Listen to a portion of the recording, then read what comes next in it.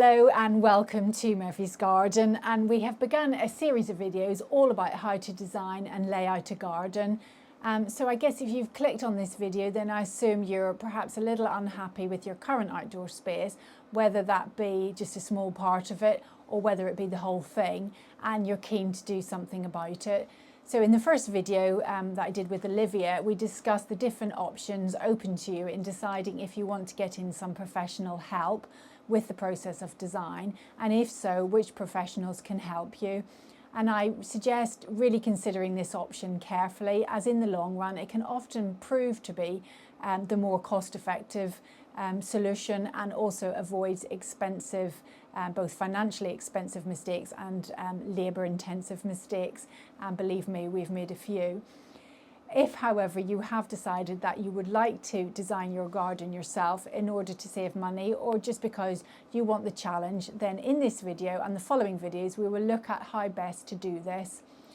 So knowing where to start can be rather daunting, but the best gardens grow out of good design and planning.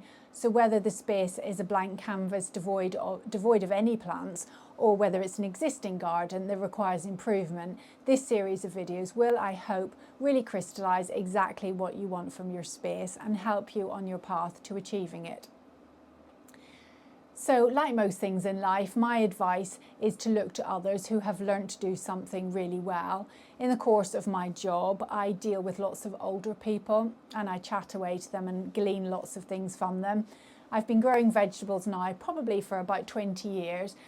The way I look at it, that's only 20 growing seasons. I know a man who's been growing vegetables since he was a small boy, and he's now in his mid-90s. So he has had 80 years of perfecting his technique. That's 60 years more than me. And therefore, rather than repeat all the mistakes he has undoubtedly made, I would be sensible to heed his advice and learn from him. And the same is true for design. There is no need to reinvent the wheel, but rather learn from others who have successfully designed outside spaces, and then, as you become more experienced, put your own stamp on your design. A bit like riding a bike with stabilizers, have others guide you at first, and then once you've grown in confidence, you're away, free to explore the unlimited possibilities, and how exciting is that? So the title you will see of this video is called How to Lay Out a Garden, and I got the title from this very special book which I was given by a lovely man about a year ago. It was first published in 1850, and there was a second edition, which this is, and it was published 8 years later. The book was written by landscape architect Edward Kemp. Some of you may have watched the videos I did all about the iconic house and gardens of Chatsworth House. And as a young man, Edward Kemp served his apprenticeship under the famous landscape architect Joseph Paxton. Paxton was given the job of designing the landscape of Birkenhead Park, the first park to have been provided in Britain at public expense. And Paxton charged Kemp with the day-to-day implementation of his plans. Shortly after this time, Kemp set up his own private practice as a landscape gardener and wrote this book.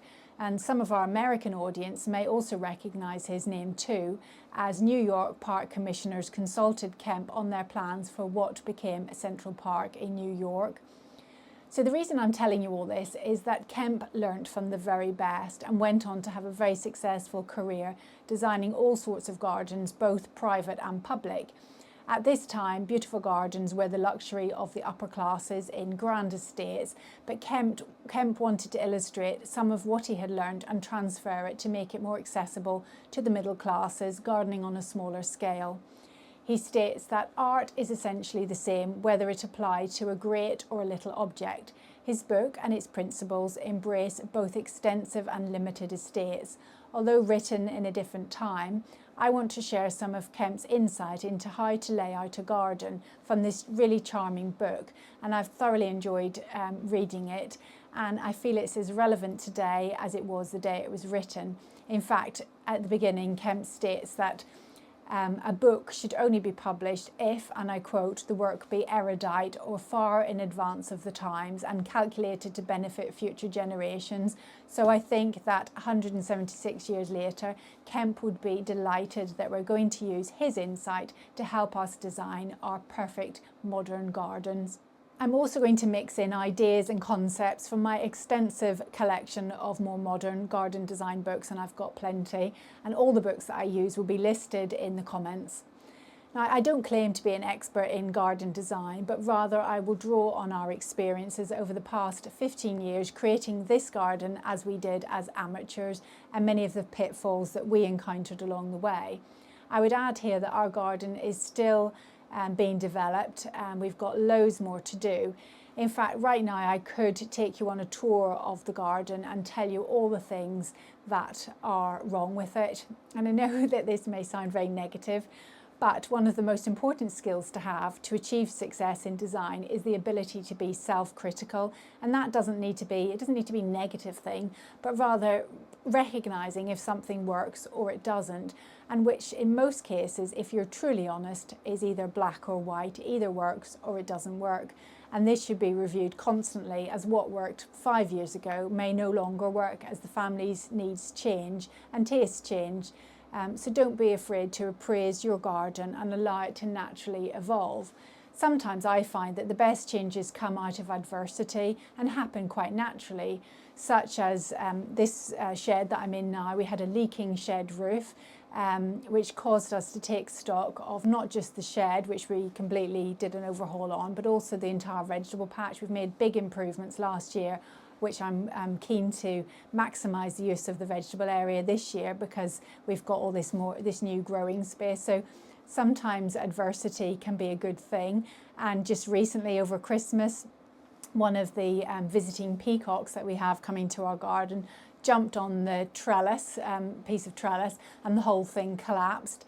But if it hadn't, then we'd probably just have ignored the fact that the trellis was rotten. We probably would have just left it for another year or two or however long it lasted and not given it a second thought.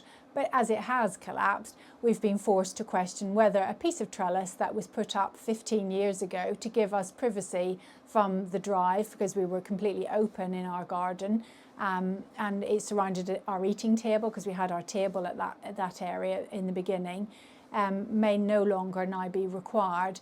And what does that mean? Should we allow access through into the vegetable garden, or should we keep it as an end to the garden? All this thing has got to be decided, but it's an opportunity. See it not as the convenience that it is, but rather a new design opportunity.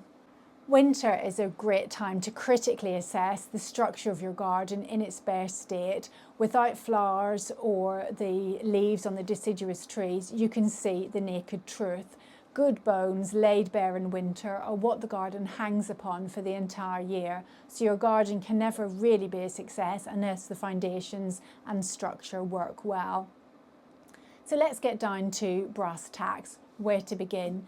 One of my books, The Essential Garden Planning and Construction, suggests of thinking about your perfect garden as a triangle.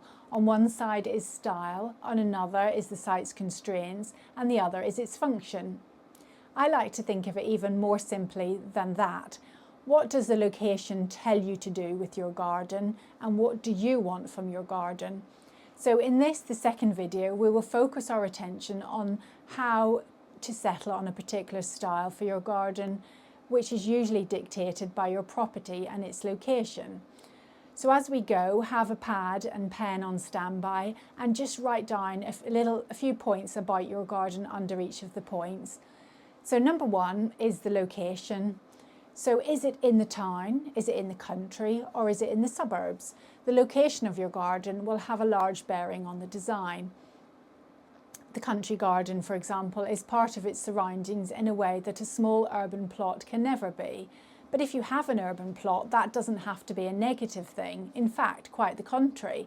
An urban garden can push the boundaries of possibility more so than a country garden. For example, imagine if I had my heart set on a tropical looking garden. It just would have looked most odd in this location and wouldn't really have worked.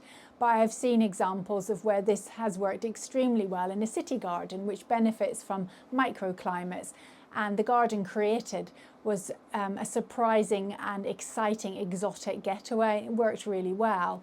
City gardens have their own challenges though, but if designed well, are a huge asset and highly prized. Every inch of space, whether it be on the ground, a flat roof or a balcony, can be transformed into an urban oasis, benefiting more than just its owners, but its many passers-by. Kemp recognised back then, as we are coming to realise today, the benefit of an urban front garden on our well-being, and in fact Olivia's garden that she designed for the Tatton Flower Show was based on this very theme. Kemp remarked that there is such a humanising and elevating influence about everything that is really beautiful, whether art or nature, that it is almost impossible for the observant wayfarer to stumble upon such objects without being cheered and benefited, while their effect on those who have them daily beneath their eyes is of still greater kind. A city garden can have a far-reaching effect, but there are some difficulties to be overcome. The restricted size may cause it to feel hemmed in on all sides, and it may feel dark due to domineering buildings surrounding it. Lack of light may cause plants to grow upwards and inwards, and conversely, the urban walled garden, perhaps on the other side of the street, in a south-facing aspect, may be a sun trap and get far too hot at certain times of the day. In both instances, careful forethought is needed to overcome these issues in the design process. Small urban gardens that blend interior and exterior can make the area feel so much bigger, giving an inside-outside feel. Have a look at the Chelsea videos, both 2024 and 2023, for some brilliantly designed pocket-sized spaces which maximise every inch of space, and you're sure to find inspiration there. The country garden may be larger but harder to manage, so if owned by a busy family, the emphasis on design should perhaps be on creating a manageable piece of land with moderate maintenance restricted around the house, with wilder areas around the perimeter which seamlessly merge to the surrounding countryside. In mature gardens, recognising what is already there and its potential is the first step towards good design. An existing large tree brings maturity to a garden which can never be achieved with a newly planted scheme. Suburban gardens may be fairly private and are a blank canvas in terms of design. They can be designed in a multitude of ways, be it modern or traditional, and it often comes down to personal taste. Wherever your garden, consider the surrounding landscape and use this to influence your design, whether that be to block out an ugly view, such as a block of flats, or to borrow a beautiful one, such as the view of a church. Really study the landscape in which your plot sits. The next thing to influence your garden is the property. So let's zoom in a little bit from the landscape around you to the property itself. Your house and the garden should go hand in hand, one enhancing and complementing the other, and together they should form a whole, with neither vying for attention, and so the garden should be designed with this in mind. Views work both ways, so use the facade of your house, perhaps a particular window, as the focal point in the garden. In our garden, for example, the arch window is the linchpin on which our garden is designed. We have used it as the centre point of the garden's design, even though it isn't actually the centre point of the house, but it looks right to the eye. Likewise, the view from inside looking out is pleasing from this window, as the view of the garden radiates out from this point into the garden and beyond to the surrounding countryside. So let's go into a little bit more what to consider with your property. So, architecture. Consider the architecture of your property. When was it built? You may wish your garden to reflect the period in which your house was built. For example, an arts and craft house would be complemented by an arts and craft garden, featuring traditional cottage garden plants and a relaxed rather than formal style. My parents' house, built in the 1960s, has been laid out with beautifully curved flowing lines, island beds using mostly evergreen conifers and heathers. This garden style made fashionable around the time the house was built by Alan Bloom and Adrian Bloom from the famous Bressingham Gardens in Norfolk. And it's a perfect partnership for the house, with neither one outshining the other, but rather sitting harmoniously together. It is possible to have contrasting styles, but that probably requires a lot more skill, probably safer to stick with harmony between the garden and the property. Think about your property and its symmetry or otherwise. Is your property symmetrical or asymmetrical? This may dictate whether your garden should be formal or informal in design. In the case of our property, the formal symmetrical appearance dictated that the design should also be symmetrical and formal. A modern L-shaped house, as we had previously, suited an informal design made up of circles and curved paths, and this made the garden seem bigger, whereas a formal straight line would do the opposite. Think about size and proportion. So the height and the overall size of your property will influence your choice of design. The height of our house needed to be reflected in the garden's proportions, and dividing it up into small sections in front of the house wouldn't have looked right. The house would have loomed over it and been overbearing. However, a small quaint little cottage would suit the garden being divided up into smaller rooms, evoking a quintessential English cottage garden style. Adopting a formal style in a small garden should be done with caution. Kemp states that a place that is laid out in a formal manner will, unless very extensive, always look smaller than it really is, and very much less than one treated in a more irregular or natural way. Think about viewpoints and access. Where are the windows in your property? And then consider the views from them. Where are the doors and the entrance points into the garden? Access will be required by means of a path, and the doors or gates will determine where the paths start and finish. Think about the materials. What's your home made from? The materials used to build your house should influence the materials used to build your garden. For one thing, a type of stone, for example limestone or flint, may be more readily available in an area and therefore may be more cost effective to use, as transportation costs may be less. But using materials seen in buildings throughout the region will make your house and garden sit harmoniously within its location. Our house is made of brick with a slate roof, and so we've tried to reflect these colours in the hues of the materials we've used. The choice of stone used on our patio is one of our biggest mistakes, and it is aged very poorly indeed. However, the colour, the grey colour, is reflected in the slate. On the gravel path, we initially used a yellow pea gravel, and this looked really horrible and really jarred with the colour of the house. We have since changed it to a pink colour, the same colour as the brick. Initially, we used wooden sleepers in some of our early garden design projects, such as our pond. And the sleepers don't really sit well in a formal looking garden. However, they would suit. The neighbouring properties are wooden barn conversions, and in that instance the sleepers look quite well in that setting. A rendered painted property looks more modern, so would suit more contemporary garden design and modern materials such as perhaps gabions or ceramic paving.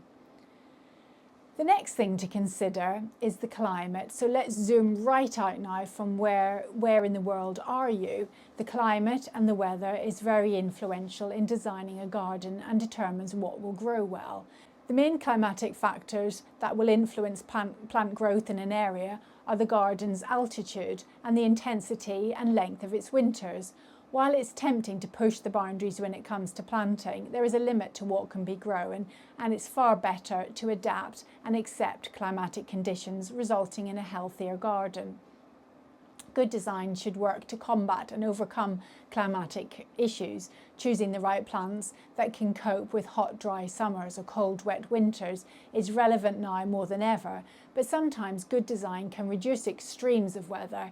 Kemp states that before arranging the plan of a garden, it will therefore be necessary to ascertain what particular winds prevail in the locality and are most injurious to vegetation and most productive of discomfort and unhealthiness.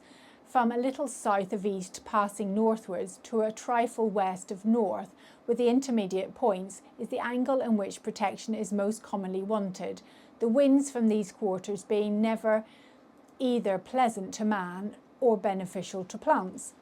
In our garden, for example, the unpleasant and destructive effect of the wind was really demoralising in the early days. Although it's not possible to stop the wind, it is possible to filter it by using strategically placed hedges. The same is true for other climatic challenges. Adding water will have a cooling effect in a very sunny, hot garden. High rainfall areas or dry zones require forethought when it comes to plant choice, but with considered design, few conditions are insurmountable. The next thing to consider is the soil type. It follows on next that the type of soil in your garden will determine the character of the garden too. Some plants prefer an acidic soil, others prefer a chalky or alkaline one. A simple pH test will tell you which soil type you have and determine which plants will grow successfully. Looking in a neighbour's garden to see what grows well in an area is also a good indication of soil type. So an abundance of magnolias, camellias, rhododendrons, azaleas will indicate an acidic soil. Conversely, honeysuckle, lilac, clematis and lavender grow best in an alkaline soil. The consistency of the soil will either allow it to warm quickly in early spring or cause it to remain cold and sticky for longer, reducing the growing season. So ideally check the soil type before buying a property, as working with a very heavy clay soil is really hard work and should be considered carefully. Most soil types will grow most plants, only extreme types will be problematic. If you don't know what your soil type is, it's quite easy to tell just by picking up a handful of soil and squeezing it. If it sticks together and forms a ball easily, sometimes water will be released when it's squeezed tight, then it's quite clearly clay. Clay is composed of small, tight, packed particles and retains moisture even in warm weather. It is often cold and sticky, and when it does finally dry out in summer, it will crack. A sandy soil is composed of much larger particles and will not hold together. It will drain well and warm quickly in spring. There's a fine line between draining well and draining too quickly. Soil that drains too quickly will be poor, as all the nutrients will leach away. The ideal consistency is a loam soil, which is a mixture of each, consisting of a higher proportion of sand particles to clay with a high organic matter. The addition of organic matter such as manure or compost will greatly improve the performance of both clay and sandy soil types, so this is also a consideration when planning the design of a beautiful and productive garden. Often overlooked in the design process, that provision should be made for composting of garden waste, negating the need to remove material from site and reducing the need to import bags of compost. Although it's good to improve the soil, it's not possible to change it. So once again, working with the soil you've got is the best way to achieve good results. Kemp, incidentally, is not a fan of clay soil. He knows only too well the hard work involved and strongly advises avoiding a very heavy clay soil where possible. I'll just read you what he says because it did make me laugh. He's obviously, I can feel that he's worked with clay soil many times by the way he describes it. Nothing is more unsatisfactory than to have a house and a garden on a clayey soil. No amount of draining will convert it into an agreeable and open state, and whatever ingredients may be added, it will remain more or less cold and sticky and in some degree unfit for developing vegetable life perfectly. It will be bad to keep clean and to dig and to crop and to walk upon. It will be cold and greasy in wet weather and cake together and crack during drought. So he doesn't think it's a good thing. In this garden we have a very light sandy soil and over the years I've learned to grow plants that grow well in this soil type, and there are plenty to choose from, and by adding copious amounts of our homemade compost and manure, both of which are essential to improve the moisture retention and add nutrients to the soil. And then I use lots of mulches such as bark chippings, which help to lock in valuable moisture in the summer months. The best thing about our soil is that gardening is a pleasure all times of year, and I can work our borders without fear of compaction. And number 5, the final point, is aspect. For most of us, the aspect of the house will rarely influence our choice of home, but it will have a significant effect on the garden that we can make. The ideal aspect in much of the northern hemisphere is open to the southwest, gaining full benefit from long summer days. A sunny south-facing frontage gives a shady north-facing rear garden, and although there are plenty of plants that will grow in a shady area, the implications for the design of the garden will mean that seating areas will need to be located a distance from the house to enjoy evening sunshine. In a small garden, this may not be possible, and the house will cast shadow over the entire garden. If this is the case, then embracing shade-loving plants is really the only way to go forward. On first creating our garden, we located our table and chairs near the house where the pond is currently located, thinking it would be the most convenient place when carrying food out from the kitchen, and we also felt that because it was near the wall, we'd get some protection from the wall. However, the aspect of our back garden is north facing, and we very quickly discovered that it was not only cold and shaded, but the large expansive wall of the house, instead of offering shelter, actually caused it to form a wind tunnel, making it a very unpleasant place to sit. We still do have a small arch seat, and under the arch it offers a little bit of protection, but in reality we rarely sit here, only doing so in the height of the summer when the breeze and the cooler temperatures are a reprieve from the hot summer sun. So with all 5 points covered and with everything written down, you should be starting to get a general feel and a style for the design as dictated by your property and its location. So in the next video, we'll consider what you and your family want from the garden. So don't forget to like and subscribe and ensure you get notified when the next video has been released. So thank you very much for joining me, and I'll see you in the next video. Bye for now.